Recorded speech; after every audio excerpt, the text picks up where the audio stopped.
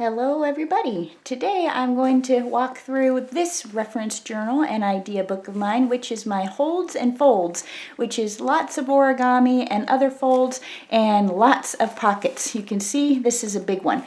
Before I flip through it, I want to just quickly show how I interpret that in some of my journals. So this is a junk journal I just finished, and I wanted to show this little origami that's in this journal. I've put it on a card so it opens like this, and then each of these opens like this, and in there is some writing space, and you can see hopefully it goes completely flat when you actually have two hands and can do that. As I'm talking about some origami, I just want to say hello and a special welcome to all of my new Japanese subscribers. I'm so glad that you're here. Okay, then I also am using this origami as a bookmark, so I'll walk through that one in another journal. But even just a cute little heart is such a nice embellishment in a journal. In this case, it's on an envelope. It comes right off like that. Now, in this journal, it's one I'm currently working on. It is unbound, as I tend to do. This is the origami, and I've put it underneath a fabric flip here. And then I've actually painted, this is one of the ones I did on this paper, but I painted it for this journal, and then you can see it opens right up. And I haven't decided if I'm going to have some writing space in there or if I'm going to leave it separate. Then if you flip this page over, this is actually hiding this origami. And this one I have to set down so you can see that it actually opens. I'm going to try to do it slowly and with two hands maybe. It opens like that, so it kind of twists open. And I just put a little butterfly sticker in there. So it closes again, and it opens like that. These are some basic envelope origami, so you get the idea. There's lots that you can do in a junk journal. So let me get to my big reference journal for those. So the first half all the way to the middle signature, which pops open like that.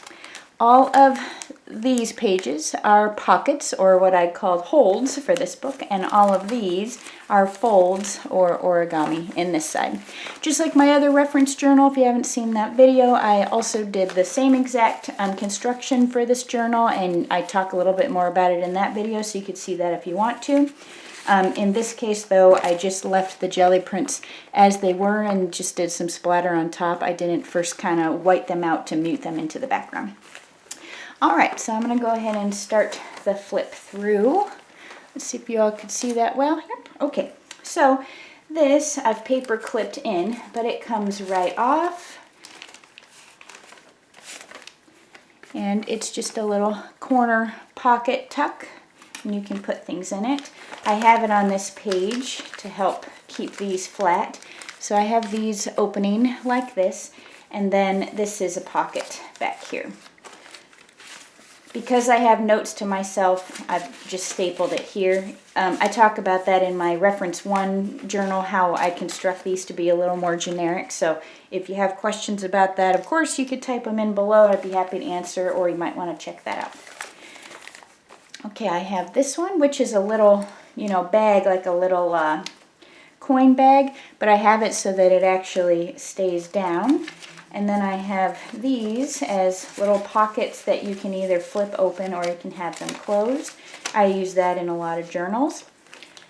I have these that you can open like this, and then some of these are my own ideas and many of them are others, and I've written down the sources in my book on top of everything else. So I'm just showing you can put a tag behind here. This is an idea I got off Pinterest. It's really fun to do with lace. I like that one. This one here, let me close that so that's not confusing. So this one here is just basic pockets with some folds with a book page, and then also how to make your own paper bags. And I just want to note that if you ever at the thrift store or even like the dollar store see those kids construction paper pads, they make wonderful paper bags. So that's what this is, and it's just such a nice thickness and texture. And so I have instructions to myself for how to make my own paper bags.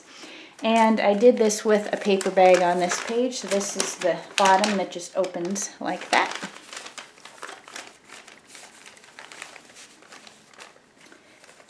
This goes with this one that I showed at the beginning. So this is how you construct it with the paper. When you can see it a little bit better with the contrast, how that works. Okay, then I'm just showing some paper weaving, which I had realized I didn't put in my other reference journal. I did add a page about that, but I just did some weaving there to remind myself. But just doing a little circle pocket. This one, which I learned about from Gail, her little 4-pocket grid, I guess I would call it. So that's really fun. And then just your basic kind of 2-layer, 2-paper pocket. And then I did follow a tutorial that I mean to try again because it didn't work very well. And just a note about that, sometimes I don't necessarily think these are the best ideas, but I reinterpret them so much, or I think they're willing to do again, that I'm willing to note them. So this is one of these examples. I don't know if I would ever do this again. I think we've all plenty of times done the accordion fold with the multiple pockets. That's how I have one of my ephemera holders. But I tried to do it following a tutorial with a paper bag, and I wasn't thrilled with it. But I think it's worth trying again. So it's in there with some instructions. These, I think I had pulled out earlier. So I do, as I mentioned in my other video, I do usually include a prototype or an example, and typically with book page, just to show the difference with something. So this is kind of origami, but it's also just a pretty basic pocket. And so that's what this is. And then this one is a neat idea from Seven Plaza, and I've made sure to put the ink to note the brads because I really liked her idea with the brads, but it was, you know, a lot of bulk, so I didn't put the brads in here. Here's just a basic pocket that I came up with using some paper, and so I show that prototype here. And then I've just put in some tags with pockets, this style and this style.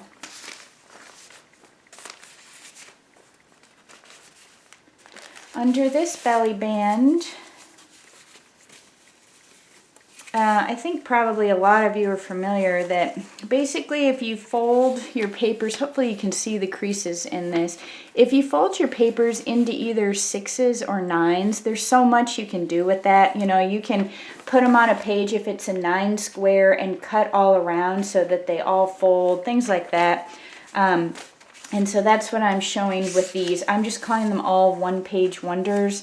And so this is one. I have a video on my technique for covering up different scrapbook papers, and these are the sorts of things I do with them. And so this was one of the examples of the one-page wonder. There's lots of different videos out there about those. Here's another one with a very similar construction. So they're nice when you want to include, you know, sort of like a whole booklet, like a separate little journal or folio within a junk journal. Here's another really basic example. If you construct a lot of envelopes, then obviously you've probably come up with this on your own, that you can easily, you know, make them into all sorts of flip outs and things like that. Same with these, you can fold them so that you have multiple pocket layers.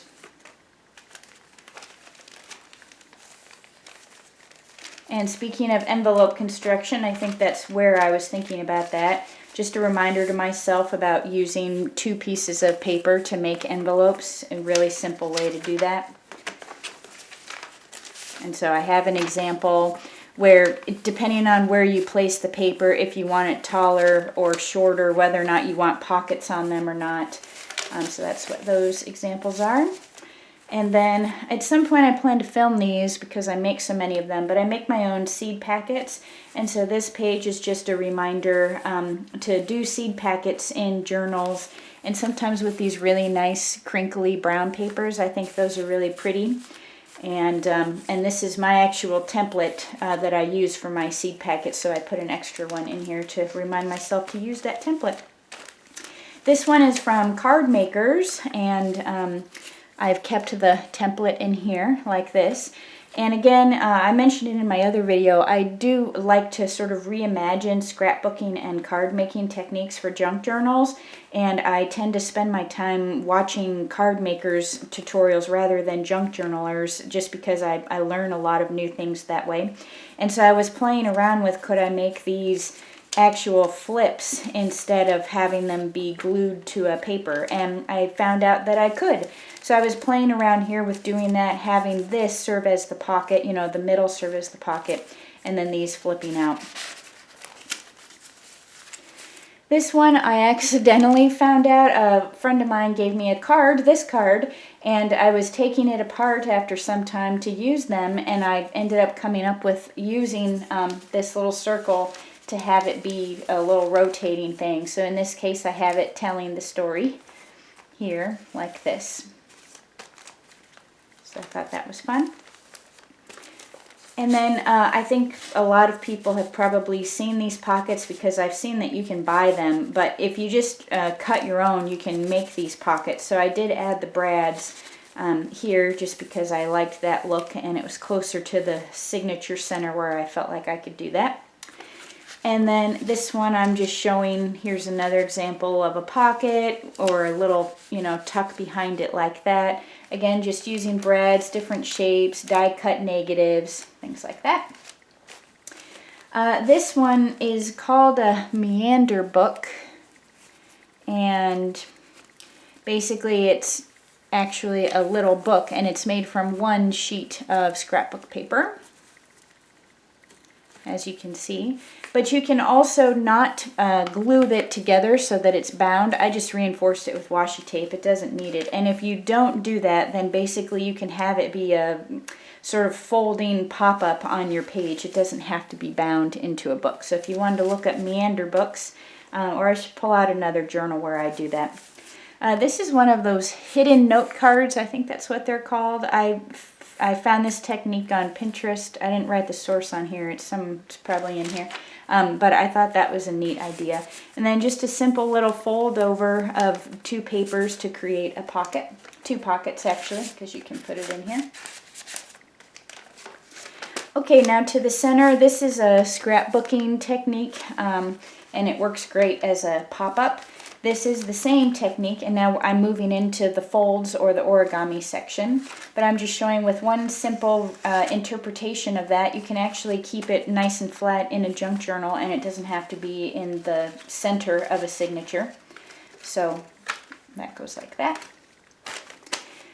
If you don't know, you can easily make envelopes using basic squares of any size. So origami papers, I think, always come in 6 inches. I always find them in 6 inches.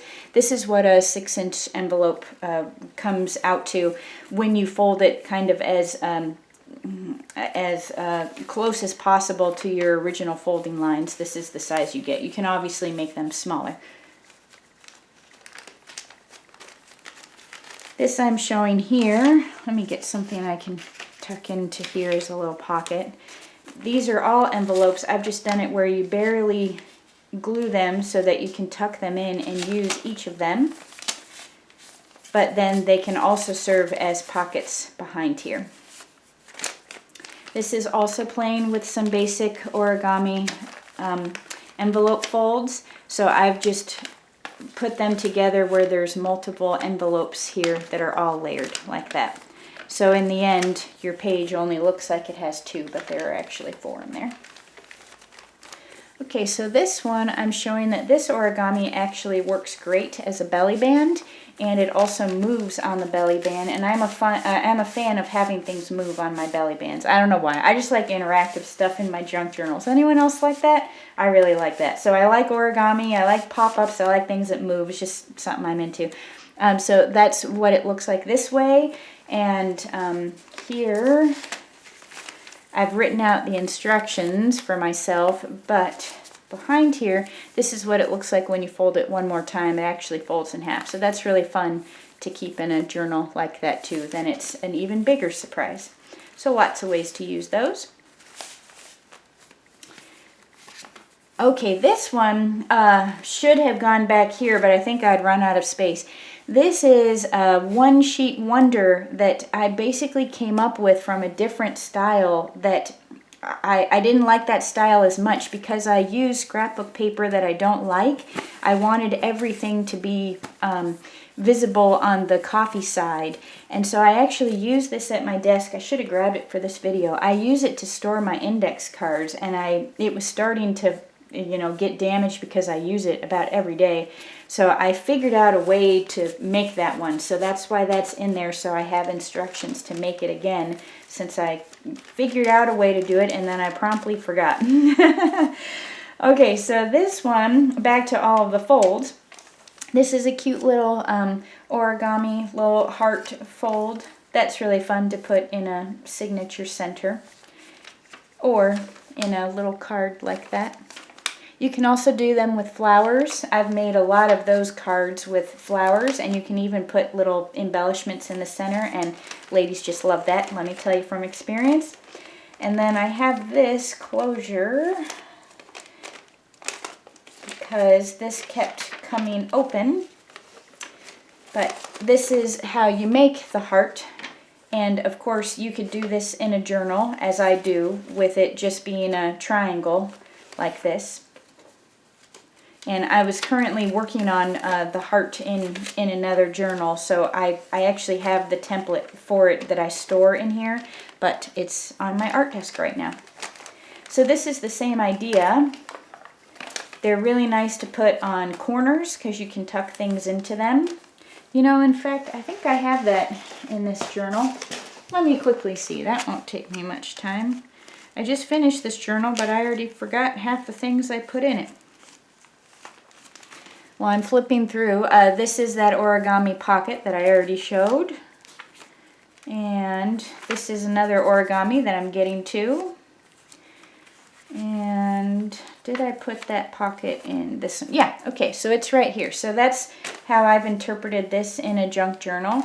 So I've used pretty origami paper, so this one opens like this. I've left it so that it's a pocket here. And this little toad also sits in here. So this is how it looks in my reference book. This is how it looks in a completed journal.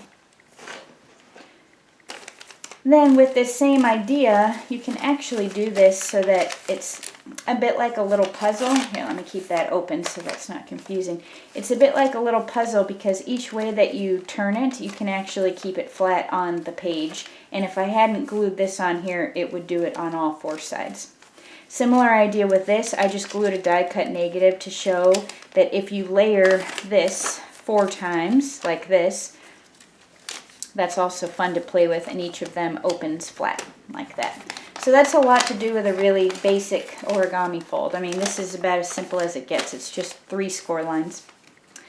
This is one of those, I think they call them one-sheet books. I don't know, did I write it down on here?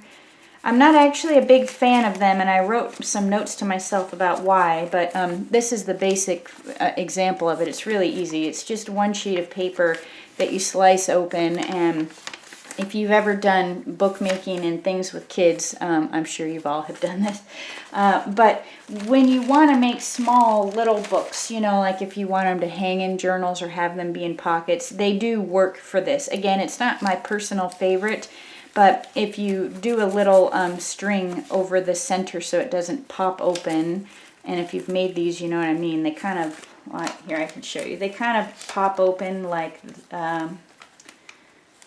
this. So that's why I'm not really a fan of them, because they get to be like that. But they are fun on a page. This is just, I'm showing 2 of them put together. And if you've made star books, it's a similar construction. It's just, I think you do 4 of them together. Oh, well, here, it's in here. This is a star book example with multiple ones put together. This one is a tri-fold album. So they actually, you can cut them so that they all do this. Or I have another example of the journal I'm currently working in. This is a journal I'm currently working in. This here is this example here. What do you all think? I'm liking this journal so far. So this, I have it opening, and then I just haven't cut it so it's not an envelope. It actually just stays as full writing space like this.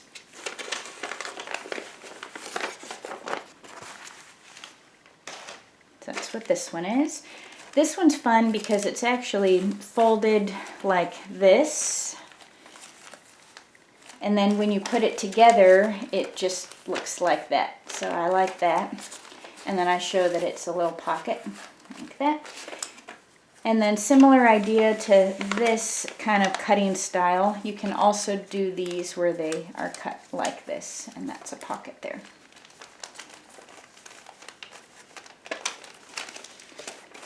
Okay, this is a fun and actually pretty easy, hopefully you like math. Some of these require a little bit of math if you want to reinterpret them for different sizes, but these are also fun cards to make. This is a card making technique. I sent my aunt this for Easter. She liked that. So it goes like that.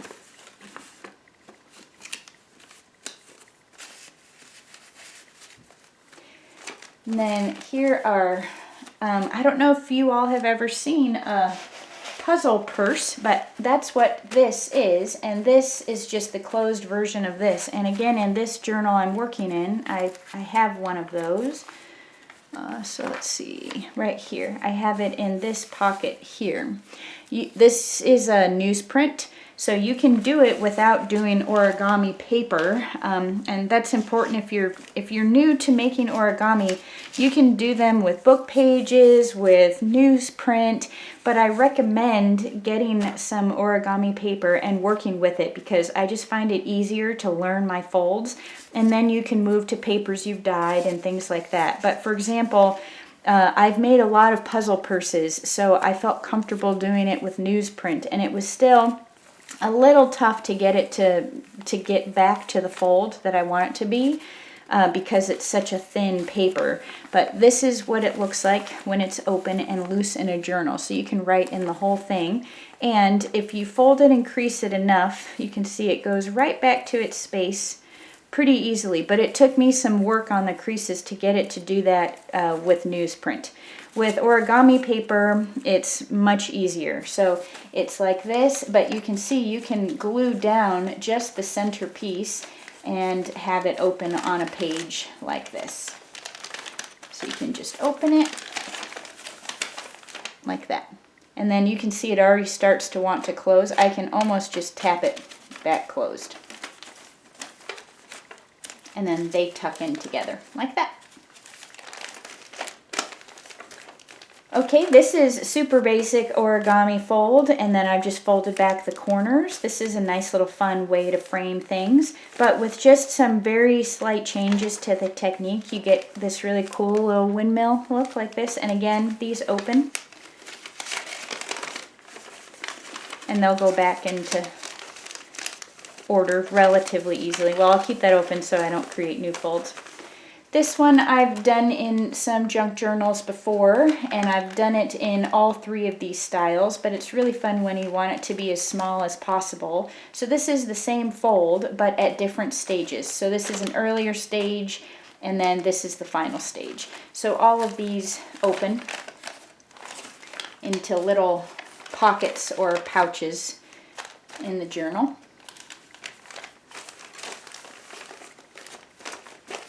This is a basic hexagon, and it's really nice because you can do it as a pocket. I rarely see that, and this is actually really easy to do. This is not so easy to do, but if you do origami, you can get used to it. But this is taking a hexagon, and so again, same idea. If you glue it down, you can write in here, and it does want to fold back in on itself pretty well, and you can get back to the little folded design at the top. Well, same thing, I better open that so I don't ruin the folds when I'm messing around. These, let me pull that this way. This is just something I figured out one day, and I'm sure there's a name for this origami fold. I don't know, I just figured it out somehow. But it's neat because it's, a pocket this way, it's a pocket up here. And I've shown this pop-up technique in my other reference journal, but I think I was working out something, which is why I put it in there. There's that one. Okay, so this is that heart that I showed in my example. It's loose on here, as you can see, but if you make it bigger, it's actually great as a little belly band tuck. It does come right off. This is what the back looks like. But it's fun because you can tuck it onto a lot of things. So here's the big one, and then here is the small one. And then behind it, I just have a different example of envelopes, especially if you don't want sort of that square shape that I showed earlier in the book. This is one way to do a rectangle envelope, and this is another way to do a rectangle envelope with just a simple fold. And then you can see the heart fits on it perfectly if you want to do a little heart closure. How cute is that? And the last page. I just have a belly band over a reminder that so many origami folds start like this, but even in a journal, which I have in this journal here, where I was showing you these envelopes, that was actually what this is. I put some writing space in this one, but you can tuck in a few sheets of paper, you could glue them in, you could even sew them into the back and have them close, and you can put closures and ties and that sort of thing. So lots of ways to use pockets and folds in your junk journals, and that is the end of this reference journal, and I thank you so much for being here. This is a long one. If you made it to the end, I really appreciate you. Have a good day. Bye-bye.